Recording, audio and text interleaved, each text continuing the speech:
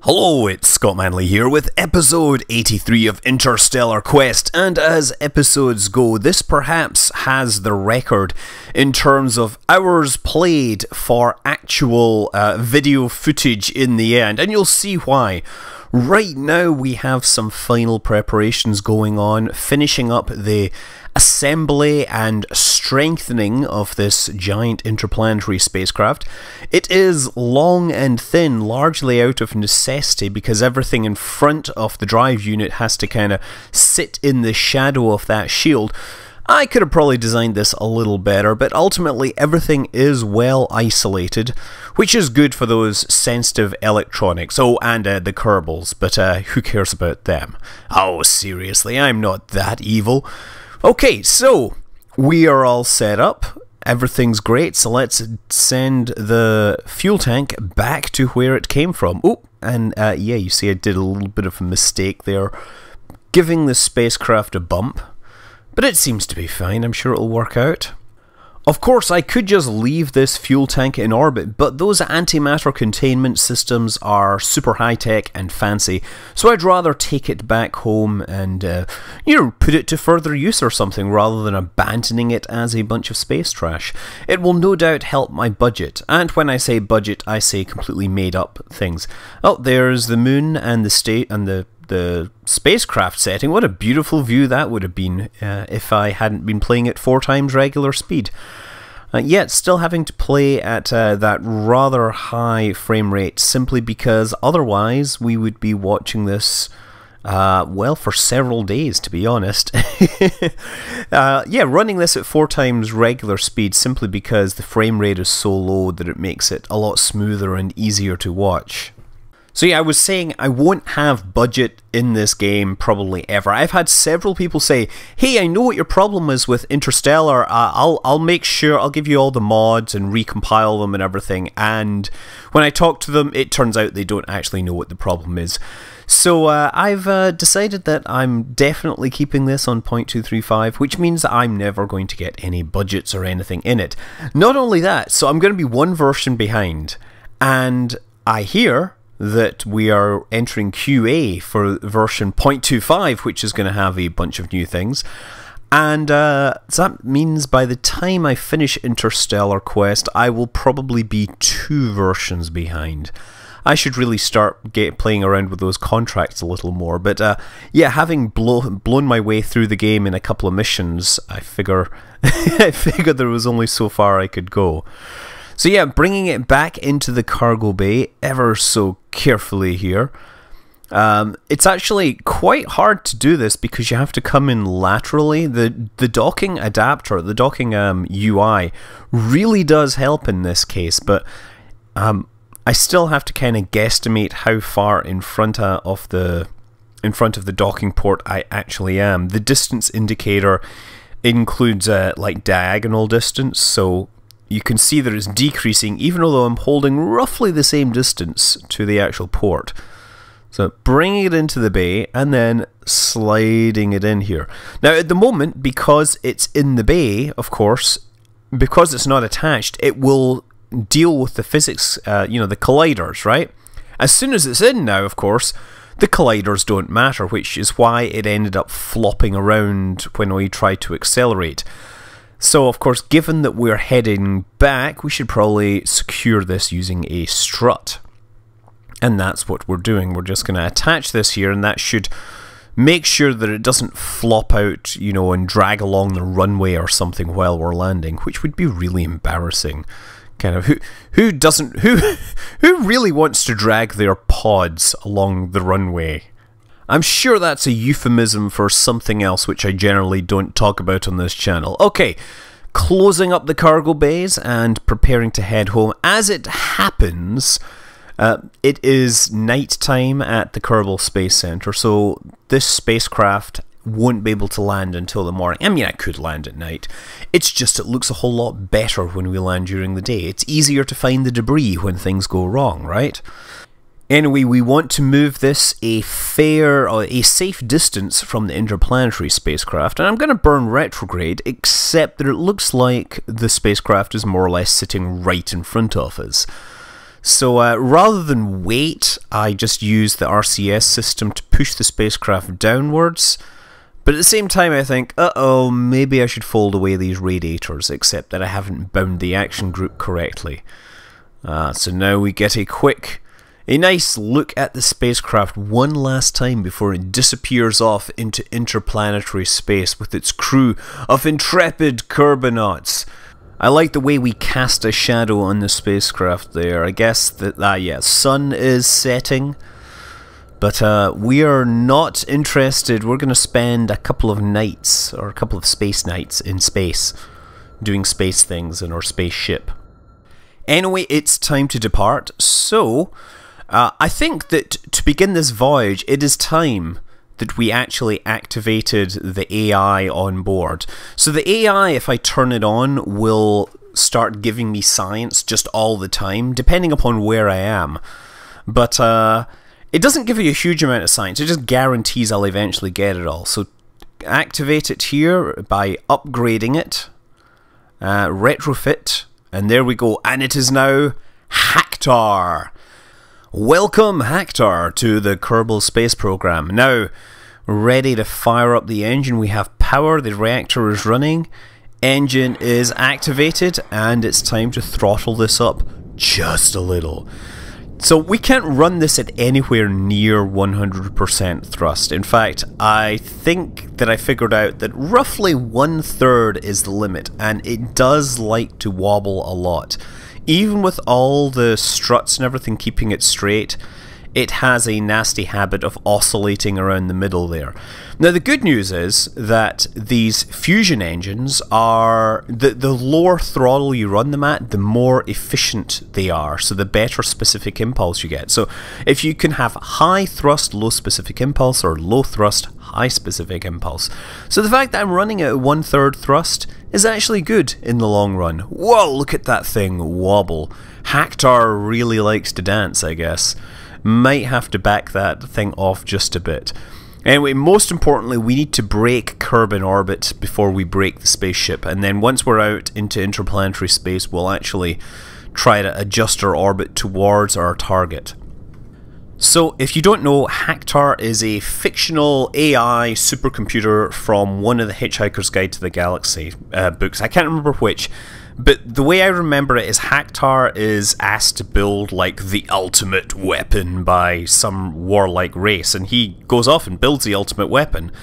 It is a weapon which will cause every single star in the universe to go supernova, which kind of would destroy the universe. It's a little more ultimate than the race would want, and being an AI is smart enough to think, well, you know, maybe they didn't really mean what they said when they asked for the ultimate weapon. They surely don't want something that would destroy the entire entire universe. So he makes it such that it's flawed. And, well, the race that asked him to do this disagree with this and destroy him. They blow him into dust, and apparently the dust cloud is still sentient. It's still Hactar. You know, and this is where it gets really cool / weird, because the dust cloud covers some planet completely so they can't see the sky, and the alien race that evolves there, Hactar, starts mucking around with their minds and basically turning them into universe-hating, warlike species, so that he can then finally give them the ultimate weapon, since he felt bad for not doing it right the first time. Anyway, in the time that it took me to perform all of these burns over, I don't know how long, it took forever basically. There was a couple of burns to escape the Kerbin system, and then many more to actually put me on course for my target. I could have read all of the Hitchhiker's Guide to the Galaxy books, very likely. I mean, granted, I am a fast reader, but I mean, even turning this thing would take, 10 minutes. Literally, if you wanted it to turn quickly, you would end up with the thing wobbling all over the place like a giant wobbly noodle in a wobbling machine. And once there, you would then leave it accelerating for hours on end. I literally would start it up, go to work, and then come back, and I would still be halfway through a maneuver node. And let us take a moment to appreciate this beautiful tableau as the sun sets behind Kerbin for the last time, as the spacecraft goes into eclipse behind a planet for the last time in several months. The journey to Jool will probably take about 3 months. At least it will once we get it on course for there. We've just set it out of the Kerbin system, and we'll perform the navigation once we are free of the influence of the planet. We do have a few hours in which to land the Ramius III at the Kerbal Space Center, so we perform a deorbit burn. And this is, of course, standard fare. You've seen all this a million times, so why would I be showing you it? Well, it's important to note that we do actually have a payload in the cargo bay, something we're not normally dealing with. And yes, of course, putting a payload in the cargo bay does have a nasty habit of adjusting my center of mass, so I had to muck around with that a little, I think, to make the thing controllable. Right now, what I'm really doing is trying to pull one of those turns so I can increase the amount of force, amount of drag happening. See, the air brakes are deployed as well. Now, I think those are being modeled according to Ferrum Aerospace, aerodynamic model, as opposed to B9's hack that made the air brakes work incredibly effectively on occasions. Like, they would practically stop your falling in a dive under the right situations. Anyway, as I said, what could go wrong? Well, for that, we're going to have to go over to old me. Well, the good news is that I think we are getting this under control. We've got still a little bit of heating, but we are turning just fine. Pulling about 3 Gs on the turn. I think I can do like a little turn to... Oh, what the heck? It appears my payload is showing, dangling below me as gravity pulls it down and out there, rather like... Oh god, that is not pretty. Oh god, that really is rather suggestive, the way that hangs down like that. I think I needed more struts. I literally did need more struts here to hold that thing. Oh my, look at this thing! I'm torn. Oh god, here's the thing, if that docking port breaks, then that thing will be inside the spacecraft, which will probably make it explode instantly. Instant explosion was not something I had planned for this. Okay, so it looks like, assuming... Oh, okay, there it goes. No, it can handle a couple of Gs, but then it pops out and shows off to the world. There we go, yeah. I'm going to have to try landing it. So, okay, the danger is that this thing scrapes on the runway and explodes. So yes, old me had not correctly... secured this thing, let's say, and he was concerned that it was going to blow it up. So yeah, it pretty much have to make a turn. So while it's attached, it's just messing with my center of mass and making this aircraft really hard to control, but if it breaks off, it had the potential to actually destroy the aircraft because of the whole collisions suddenly becoming active on the parts. But as it happens, well, let's see what happened live. Okay, the good news is, I think I have managed to get out of this turn. Vertical speed is dropping, and we're in position. Oh, and we're oscillating. No, no, no, no, no, no, no, no. No, get back in there, get back in there. Okay, and vertical speed is rising again. That's not... Oh! Oh, oh, oh! What did we lose? Oh, looks like we have solar panels and stuff falling off, and... yeah, I think we just lost the payload. Good thing it didn't actually have any antimatter in it, because then it would have just exploded like a nuclear bomb. So yeah, it broke off. As luck would have it, I didn't have to land with my stuff dangling on the runway. Even if it did break off and destroy the aircraft, at least Bill and Jebediah would be safe thanks to a patented Vanguard Technologies parachute system that would save them. We will of course be fitting that to my to the VTOL which we're trying to take to the moon. But really the whole lesson here is, be careful with loading cargo onto your aircraft. I actually attached it to the rear node, and perhaps that may not have been the best option. I mean, there's some like crazy stories about crashes caused by cargo shifting, and there's even a story about a case where all the passengers in a passenger plane ran to the back and made it aerodynamically unstable, so the thing crashed with everyone on board. That could just be one of those stories that people tell. I really need to check the internet for better information. Anyway, back in deep space, we need to start actually plotting a course for Jool, and well, Jool isn't quite possibly the worst position ever, but having tons of delta V, it doesn't matter. We just basically do one of the longest handbrake turns in history, just kind of pointing at the correct direction regardless of our own velocity, and accelerating and slowly turning our orbit more and more eccentric, and in fact flipping our orbit around entirely so that it ends up going the other way around the sun. Yeah, there we're heading out. We're now going backwards relative to Kerbin. Now again, a lot of this acceleration, this is literally probably 24 hours worth of acceleration between all these frames, all these little subsections.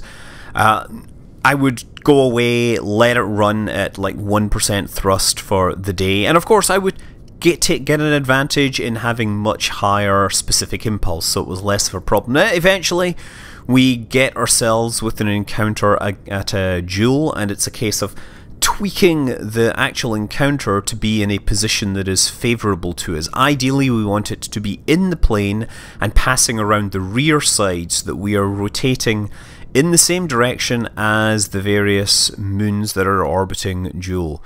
And there we go, 900 kilometers. That is an excellent approach which we can use to put ourselves into orbit.